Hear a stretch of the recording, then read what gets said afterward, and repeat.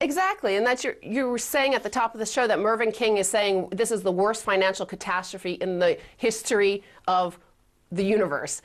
And why? It's because bankers have misallocated capital. That's their single job. They're supposed to allocate capital into productive enterprises, right, not into fraud and casinos and scams. Right, and how do they do that? They do that by using derivatives to steer the risk of capitalism into the public domain, and they keep the reward. When derivatives and the options volatility formula is kind of like the splitting of the atom. You know, they split capitalism between risk and reward and created a financial nuclear bomb in which they keep all of the reward and all the risk is rotting in the rest of the society. And he also says it's un-American. If you want to look at what is American and what isn't, just look up Thomas Jefferson or John Adams, or what they said about bankers and Wall Street. I mean, they make us look tame. Right. Jefferson famously thought that bankers were the biggest threat to liberty. You know, going back to 1999, remember the anti-globalization movement, as it was called back then. They had the battle in Seattle, and there was a huge outcry at that time against globalization. Now, 10, 11 years later, you've got the Naomi Kleins and the Michael Moores, and these people finally realize it's the bankers, stupid. And now one banker has gone to jail over the last 3 years, and that's Bernie Madoff. And everybody says that was a bad apple. The rest of the system is fine, and the financial system has collapsed by pure sheer coincidence. Nothing happened to cause it. So we're going to turn to this headline: Madoff whistleblower tells King World News banks stealing from pensions.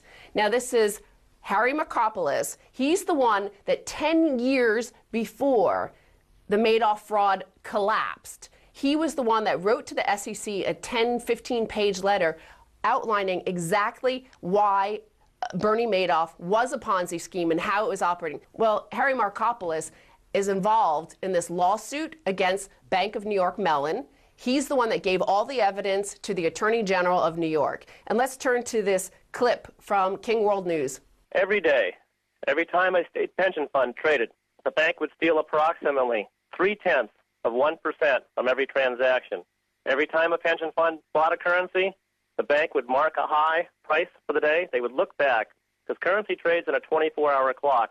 What the Bank of New York would do is look back 20 hours and assign all state pension funds purchase transactions at the high of the day. And every time a state pension fund tried to sell a currency, they would assign them a price at the lows of the day. And they would pocket the difference. And they did that not for just 10 years, but for decades. Every day for decades. Well, that brings up 3 points as I count them. Number one, that pension funds are abused. This is where banks dump risk. When they make a bad bet and it's a losing bet, they dump it in the pension account. I myself have done this on Wall Street many times when I was working on Wall Street. We did these look-back trades. Is this your Jim Cramer moment? Well, I've said this before. You know, you put on a big option trade, a volatility trade at the end of the day. You don't give an account number to the options dealer on the desk, you know, because they're in line for a big Christmas bonus. And then at the end of the day, if it's a loser, you dump it into a pension account or you give it to a corporation for a tax loss. If it's a winner, you go into an account that you've already got a prearranged relationship with where there's a massive kickback. And this is most of the trading on Wall Street is like this. Number two, the scam itself of skimming pennies, skimming small amounts of money on every single transaction. It went completely unnoticed for years and years and years. What did I say last week? If you introduced a Tobin tax, which is exactly the amount of money we're talking about here, nobody would notice it. I got emails from people saying, of course, people would notice it. It would destroy the banking industry. You can't introduce a Tobin tax. But here you have a perfect example. They stole a certain percentage of every single transaction. Nobody noticed it for decades. It's similar with a Tobin tax, a small 0.5% or 1% transaction fee. Not a single person would notice it if you never told them. So this is essentially a Tobin tax that Bank of New York Mellon has been imposing upon the bottom 99%. But dare you suggest that we reverse that and take that back from the 1% and with a Tobin tax? They're like screeching that this is un-American, this is anti-capitalist. Well, what is it when Bank of New York Mellon does that to the 99% of their customers? Right. It's fraud, but they say it's fraud in the service of liquidity and market making. Same thing Goldman Sachs says. Lloyd Blankfein, when he goes to Congress, he says, yes, we commit fraud every day, but we need it to keep markets open. Now, the third point, of course, is that this revelation will go unheeded. Nobody will act on it. They're part of a criminal syndicate. This is why they go unpunished, because they're not being prosecuted as a racket, as under RICO. To explain to the audience who the Bank of New York Mellon is, here's the Wikipedia on them. They have $1.2 trillion in assets under management and $25.5 trillion in assets under custody and administration, thereby being the largest deposit bank in the world. It is the oldest banking corporation in the United States, tracing its origins to the establishment of the Bank of New York in 1784 by Alexander Hamilton. Right, and those are passive accounts from old ladies sitting on fortunes. And every single month they get their statement and they get out their magnifying glass and they try to figure out if the bank stole money from them this month, but they're very good at doing it, so they can't pick it up. Or their pension accounts, or their teachers, or their firemen. Remember, all these public workers' accounts, they're being vilified because they want a living wage. Meanwhile, their pensions are being destroyed by Bank of New York and other banks, so they're getting really gang-banged from both directions.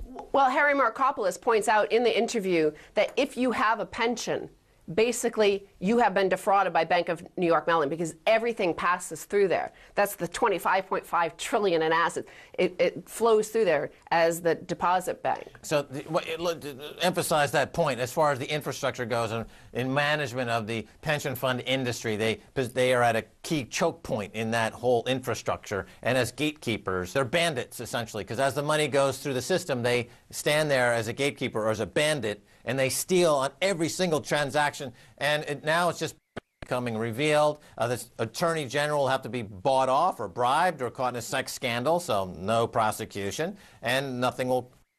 And now, importantly, there's the Occupy Wall Street. They're trying to get to New York Stock Exchange. Right around the corner is the Bank of New York Mellon, surrounded by police. And here's the last clip from Harry Markopolos I want to play. If Al-Qaeda had done this to Americans, SEAL Team 6 will be dropping in, but the banks did that. And so maybe law enforcement needs to drop into those corporate boardrooms and treat them like SEAL Team 6 treated Osama bin Laden. They think they're above the law. They're arrogant. They're saying they're going to defend. They say they're innocent, yet they refuse to set trial dates. And they're stealing from tens of millions of Americans. And by the way, Bank of New York Mellon's a TARP bank, so we bailed them out so they could pay bonuses by stealing our pension money. Duh. When saying these are financial terrorists, now finally other people are comparing them to other terrorists. There's a strong case to be made that, yes, these are financial terrorists. Number two, America has the death penalty already.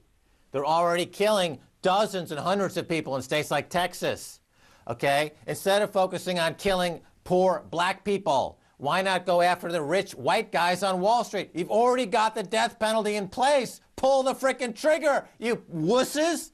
So like he said, you know, SEAL Team 6, those police protecting Bank of New York Mellon from the protesters, their pension funds have been defrauded by the bank behind them that they're protecting. Why don't they take the bank, drop it into the ocean somewhere, put it on an airplane, fly it over the Atlantic, and drop it in the ocean? Right, they're the cops in front of the bank, trying to protect the bank from the protesters. And behind their back, the banks are ripping them off blind, you stupid frickin' cop idiots! Stacey Herbert, thanks so much on the Keiser Report. Thank you, Max. Don't go away much more.